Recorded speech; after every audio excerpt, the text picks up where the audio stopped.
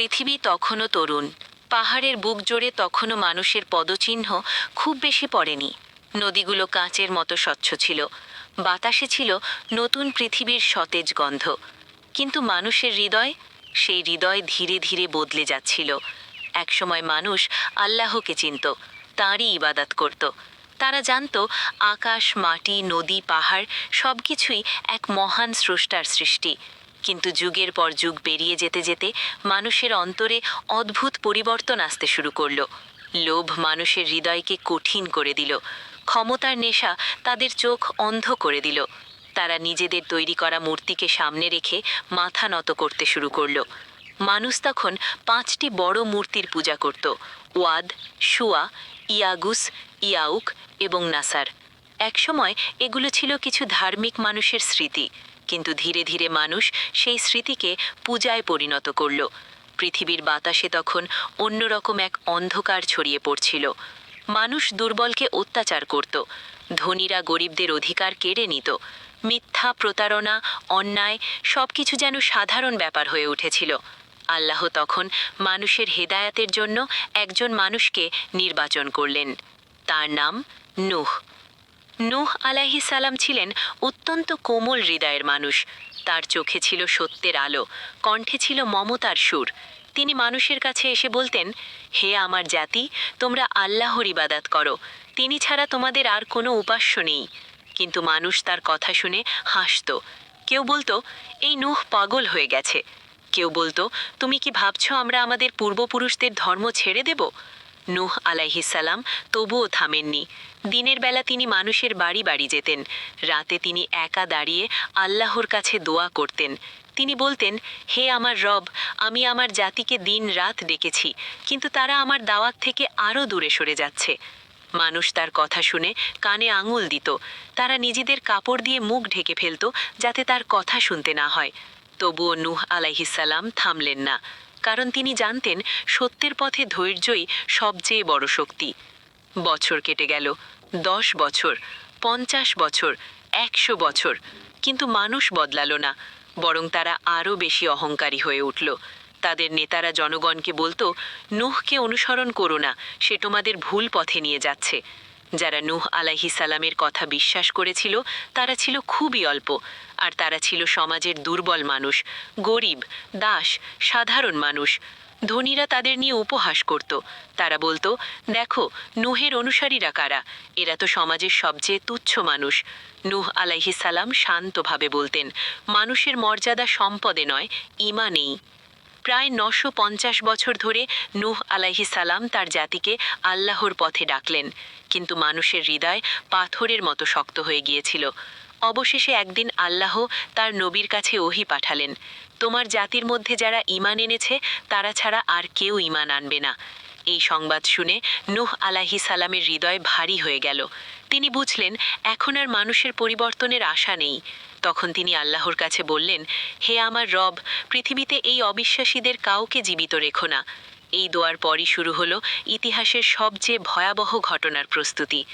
একদিন আল্লাহ নূহ আলাইহিস সালামকে একটি অদ্ভুত নির্দেশ দিলেন, তুমি আমার নির্দেশে একটি নৌকা নির্মাণ করো। নূহ আলাইহিস সালাম অবাক হলেন না, কারণ তিনি জানতেন আল্লাহর প্রতিটি আদেশের পেছনে একটি মহান উদ্দেশ্য আছে। তিনি কাঠ সংগ্রহ করতে শুরু করলেন, বনের বড় বড় গাছ কেটে কাঠ বানালেন। তারপর শুরু করলেন এক বিশাল নৌকা তৈরির কাজ। কিন্তু সমস্যাটা ছিল অন্য জায়গায়। সেখানে কোনো সমুদ্র ছিল না, কোনো বড় নদীও ছিল না।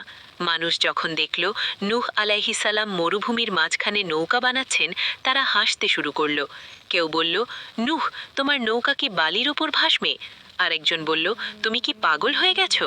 নূহ আলাইহিস সালাম শুধু শান্তভাবে বলতেন, আজ তোমরা আমাদের নিয়ে হাসছো, একদিন আমরা তোমাদের নিয়ে হাসব। নৌকাটি ধীরে ধীরে বড় হতে লাগলো।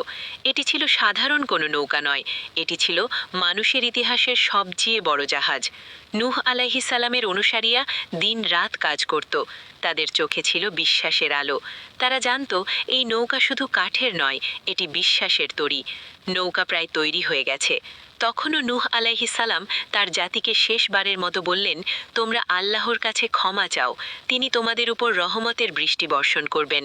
কিন্তু মানুষ আবারও উপহাস করল। তারা বলল, যদি সত্যি কোনো শাস্তি আসে তাহলে এনে দেখাও। তারা জানত না শাস্তি ইতিমধ্যেই দরজায় এসে দাঁড়িয়েছে। একদিন হঠাৎ অদ্ভুত একটি ঘটনা ঘটল। একটি চুলা থেকে পানি বের হতে শুরু করল। নূহ আলাইহিস সালাম বুঝলেন এটাই সেই সংকেত। তিনি দ্রুত তার অনুসারীদের ডাকলেন। তারপর বললেন, তোমরা সবাই নৌকায় উঠে পড়ো এবং প্রত্যেকটি প্রাণীর এক জোড়া করে নিয়ে আসো। মানুষ তখনও বুঝতে পারেনি সামনে কি আসছে, কিন্তু আকাশে তখন অদ্ভুত কালো মেঘ জমতে শুরু করেছে। সেই দিনটির সকাল ছিল অদ্ভুত। আকাশে সূর্য ছিল, কিন্তু তার আলো যেন ম্লান হয়ে গিয়েছিল। বাতাস ভারী হয়ে উঠেছিল, যেন পৃথিবী নিজেই কোনো অজানা ঘটনার অপেক্ষায় আছে। নূহ আলাইহিস সালাম তখন তার নির্মিত বিশাল তরীর সামনে দাঁড়িয়েছিলেন। তার চোখে গভীর চিন্তার ছাপ, কিন্তু হৃদয়ে ছিল আল্লাহর প্রতি অটুট বিশ্বাস। হঠাৎ দূরে বজ্রের গর্জন শোনা গেল। মুহূর্তের মধ্যেই আকাশ কালো মেঘে ঢেকে গেল। তারপর শুরু হলো বৃষ্টি, কিন্তু এটি সাধারণ বৃষ্টি ছিল না। আকাশ যেন একসাথে হাজার নদী খুলে দিয়েছে। মুষলধারে পানি পড়তে লাগলো। একই সময়ে মাটির বুক থেকেও পানি ফেটে বের হতে শুরু করলো। ঝর্ণার মতো পানি উঠতে লাগলো জমিনের ভেতর থেকে। নূহ আলাইহিস সালাম বুঝলেন আল্লাহর প্রতিশ্রুত সেই মহাপ্লাবন শুরু হয়ে গেছে। নূহ আলাইহিস সালাম দ্রুত তার অনুসারীদের ডাকলেন, তোমরা সবাই তরীতে উঠে পড়ো। মানুষজন দ্রুত নৌকায় উঠতে লাগলো। তারপর এক আশ্চর্য দৃশ্য দেখা গেল। পৃথিবীর বিভিন্ন প্রান্ত থেকে পশু পাখিরা জোড়ায় জোড়ায় এসে নৌকার দিকে এগিয়ে আসতে লাগলো। সিংহ এলো, হরিণ এলো, ঘোড়া এলো, উট এলো। পাখিরা আকাশ থেকে উড়ে এসে বসতে লাগলো। সবাই যেন অদৃশ্য কোনো নির্দেশ অনুসরণ করছে। নূহ আলাইহিস সালাম তাদের এক এক করে নৌকায় উঠতে দিলেন। এটি ছিল শুধু মানুষের নয়, সমস্ত জীবনের রক্ষার ব্যবস্থা। সবাই যখন নৌকায় উঠছে, তখন নূহ আলাইহিস সালাম দূরে একটা পরিচিত মুখ দেখতে পেলেন। তার ছেলেকে দেখলেন। ছেলেটি পাহাড়ের দিকে দাঁড়িয়ে আছে। নূহ আলাইহিস সালাম তাকে ডাকলেন, হে আমার ছেলে, আমাদের সাথে নৌকায় উঠে পড়ো, অবিশ্বাসীদের সাথে থেকো না। কিন্তু ছেলেটি অহংকার ভরা কণ্ঠে বলল, আমি পাহাড়ে উঠে যাব, পাহাড় আমাকে পানির হাত থেকে বাঁচাবে। নূহ আলাইহিস সালামের হৃদয় ভেঙে গেল। তিনি আবার বললেন, আজ আল্লাহর শাস্তি থেকে কেউ বাঁচতে পারবে না, যাকে তিনি দয়া করবেন ছাড়া। ঠিক তখনই একটা বিশাল ঢেউ উঠে এলো। ঢেউটি পাহাড়ের মতো উঁচু হয়ে উঠল। মুহূর্তের মধ্যেই সেই ঢেউ নূহ আলাইহিস সালামের ছেলেকে গ্রাস করে ফেলল। নূহ আলাইহিস সালাম স্তব্ধ হয়ে দাঁড়িয়ে রইলেন। এটি ছিল এক নবীর হৃদয়ের সবচেয়ে কঠিন মুহূর্ত। বৃষ্টি থামার কোনো লক্ষণ ছিল না। দিনের পর দিন বৃষ্টি পড়তে লাগলো। পানি বাড়তে লাগলো। প্রথমে নদী উপচে পড়ল, তারপর শহর ডুবে গেল, তারপর পাহাড়ের পাদদেশ ডুবে গেল, শেষ পর্যন্ত পাহাড়ের চূড়াও পানির নিচে চলে গেল। পৃথিবী তখন এক বিশাল সমুদ্রে পরিণত হয়েছে, আর সেই সমুদ্রের বুকের ওপর ভাসছে একমাত্র একটি তরী, নূহ আলাইহিস সালামের তরী। নৌকাটি বিশাল ঢেউয়ের উপর ভেসে চলছিল। ঢেউগুলো কখনো পাহাড়ের মতো উঁচু হয়ে উঠত, কখনো আবার গভীর খাদ তৈরি করত, কিন্তু আল্লাহর হেফাজতে নৌকাটি নিরাপদ ছিল। নূহ আলাইহিস সালাম তখন বলতেন, বিসমিল্লাহি মাজরাহা ওয়া মুরসাহা, অর্থাৎ আল্লাহর নামেই এর চলা এবং থামা। নৌকার ভেতরে থাকা মানুষগুলো আল্লাহর কাছে দোয়া করছিল। তাদের হৃদয়ে ছিল ভয়, কিন্তু সেই ভয়ের চেয়েও বড় ছিল বিশ্বাস। দিন কেটে গেল, সপ্তাহ কেটে গেল, মাস কেটে গেল। পানি তখনও পৃথিবীকে ঢেকে রেখেছে। তরীর ভেতরে মানুষগুলো অপেক্ষা করছিল। তারা জানত একদিন না একদিন এই প্লাবন শেষ হবে, কারণ আল্লাহর প্রতিটি পরীক্ষার পরেই আসে মুক্তি। একদিন নূহ আলাইহিস সালাম একটি পাখিকে উড়িয়ে দিলেন।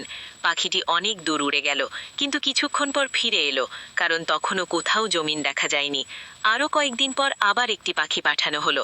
এবারে পাখিটি ফিরে এলো, তার ঠোঁটে একটি জলাপাই পাতার ডাল নিয়ে। নূহ আলাইহিস সালাম বুঝলেন পানি কমতে শুরু করেছে। মানুষের মুখে তখন আনন্দের আলো ফুটে উঠল।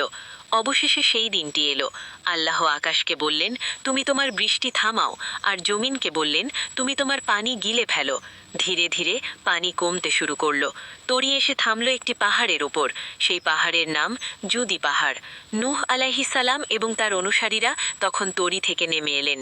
তাদের সামনে ছিল এক নতুন পৃথিবী। সবকিছু ধুয়ে মুছে নতুন হয়ে গেছে। নূহ আলাইহিস সালাম মাটিতে সিজদায় পড়ে গেলেন। তিনি আল্লাহর শুকরিয়া আদায় করলেন।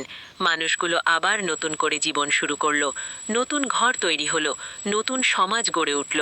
আর সেই দিন থেকে মানুষ মনে রাখল, বিশ্বাস কখনো ডুবে যায় না। যে আল্লাহর উপর ভরসা করে তাকে আল্লাহ